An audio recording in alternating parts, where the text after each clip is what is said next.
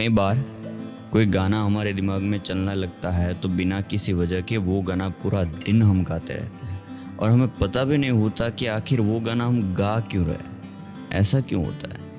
क्यों फेसबुक या ऐसे और सोशल मीडिया प्लेटफॉर्म्स या ऐप्स पे योर प्रोफाइल इज 80% कंप्लीट या 2 things remains to complete your profile वाली टैब क्यों दिखाते हैं? क्यों मूवी ट्रेलर्स में कुछ डायलॉग्स या कुछ सीन को अधूरा छोड़ दिया जाता है? क्यों वेब सीरीज ऐसी जगह ख़त्म होती है जो अगली सीज़न के लिए सस्पेंस जगाए रखे, या सीरियल के एपिसोड किसी नए कैरेक्टर के पाव या एयरिंग या आंखें दिखाकर ही क्यों ख़त्म होता है? सवाल तो बहुत ब्रॉड रेंज के है, पर इसका जवाब एक ही है, ज़ैगार्निक इफेक्ट। तो आज के अनाहत्स एक्सपेरिमेंटेशन के इस नए एपिसोड में हम देखेंगे कि ज़ैगार्निक इफेक्ट क्या है, इसे कैसे प्रूव किया गया था और हम इसका इस्तेमाल कैसे कर सकते हैं और हम पे इसका इस्तेमाल कैसे किया जाता है। तो very warm welcome to the brand new episode of Anahat's experimentation, जहां हम बात करेंगे साइकोलॉजी और न्यूरोलॉजी के फील्ड में किए गए एक्सपेरिमेंट्स की, जिससे हम खुद के दिमाग की गली कूंचियों से होकर सक्सेस तक जाने वाला रास्ता ढूंढ सकते हैं। तो चलिए शुरू करते हैं। 1920s में ब्लूमा ज़ैगार्निक नामक एक रशियन साइकोलॉजिस्ट एक रेस्टोरेंट में खाना खा रही थी। तब उन्होंने देखा कि वेटर्स हर एक ऑर्डर्स को अच्छी तरह से याद रखते हैं, किसने क्या लिया, किसने क्या खाया पिया और उसका कितना पैसा हुआ, वो सब कुछ। पर जैसे ही पेमेंट हो जाता है उनको ऑर्डर्स याद करने में दिक्कत होती है। इस घटना से इंस्पायर्ड होकर डॉक्टर ज़ैगार्निक ने कुछ प्रयोग किया। उन्होंने पार्टिसिपेंट्स जो कि प्रयोग का हिस्सा थे उन लोगों को कुछ काम दिया, जैसे कि पजल सॉल्व करना या फिर मैथ्स प्रॉब्लम सॉल्व करना। उनमें से आधे लोगों को बीच में टोका गया, इंटरप्ट किया गया, जबकि आधे लोगों को कोई इंटरप्शन नहीं किया गया। और 1 घंटे के बाद सभी को पूछा गया कि उन्होंने जो प्रॉब्लम सॉल्व किया था, वो पजल सॉल्व की थी या मैथ्स प्रॉब्लम सॉल्व किया था, उनकी डिटेल्स बताओ। तो ये देखने को मिला कि जिनको टोका गया था, इंटरप्ट किया गया था, उनको जिनको नहीं टोका गया था उनसे 2 गुना अच्छी तरह से याद था। इसी एक्सपेरिमेंट के एक दूसरे वर्जन में एक ही ग्रुप को 2 अलग अलग काम दिए गए, जिनमें एक के दौरान उनको इंटरप्ट किया गया जबकि दूसरे के दौरान उनको कोई इंटरप्शन नहीं की गई। और इसका नतीजा ये आया कि जिसके दौरान पार्टिसिपेंट्स को इंटरप्ट किया गया था वो काम पार्टिसिपेंट्स अनइंटरप्टेड टास्क से 90% ज़्यादा इफेक्टिवली याद कर पाए। तो यहाँ पे मोहतरमा ज़ैगार्निक ने निचोड़ ये दिया कि जो काम शुरू हो चुका है वो हमारे दिमाग में एक टास्क स्पेसिफिक टेंशन पैदा करता है, जो हमारे दिमाग को वो स्पेसिफिक काम से बांधे रखता है। तो जब तक हम वो काम पूरा नहीं कर लेते, हमारा दिमाग का एक हिस्सा उसी के बारे में सोचता रहेगा।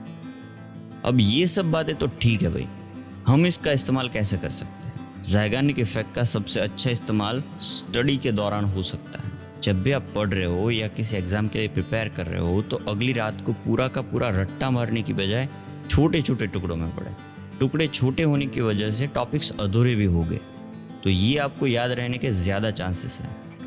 ऐसे ही अगर किसी इन्फॉर्मेशन को याद रखने की कोशिश कर रहे हो तो एक साथ सब कुछ याद रखने की बजाय इन्फॉर्मेशन को देखें, याद रखने का प्रयास करें और फिर एक ब्रेक लें। इससे ज़ैगार्निक इफेक्ट आपको उस बात को याद रखने में मदद करेगी। ये कुछ ऐसी एप्लीकेशंस है जिसके बारे में सभी साइंटिस्ट सहमत नहीं होते हैं, पर एक और ऐसी एप्लीकेशन है जिसके बारे में सभी सहमत हैं।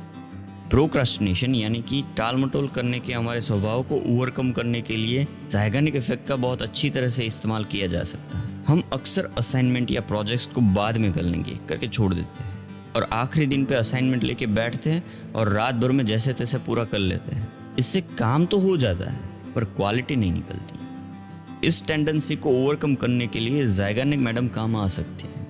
कैसे? ऐसा करो कि डे 1 से आपका असाइनमेंट लिखना शुरू कर दो या प्रोजेक्ट पे काम करना शुरू कर दो।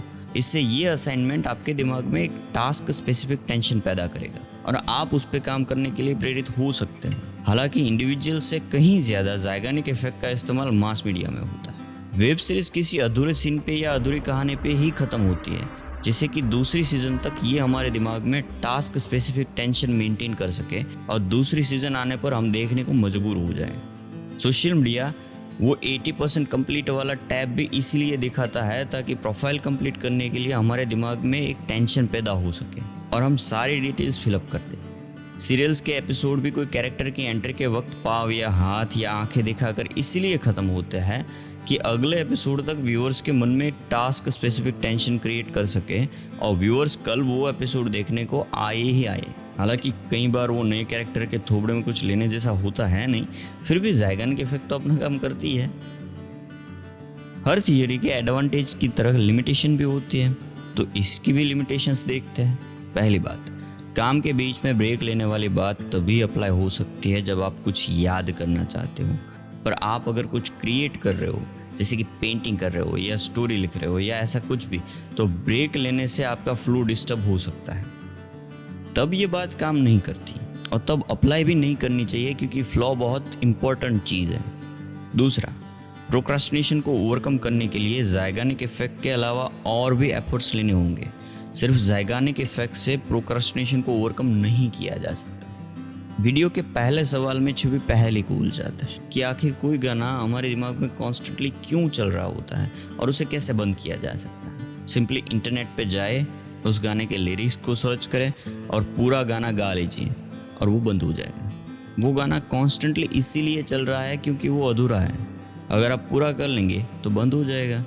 और आखिरी बात जो हमें हमेशा ध्यान में रखनी चाहिए कि सीरियल के एपिसोड के एंड में चाहे कितना भी हाथ पाव या झूम के दिखा दे, पर थोड़ा अच्छा ही होगा उसकी कोई गारंटी नहीं है। तो वो लाइक शेयर कमेंट वगैरह का खुद समझ लेना, ठीक है। मैं आज बोलने वाला नहीं हूँ। तो चलिए मिलते हैं अगले वीडियो में। जय हिंद।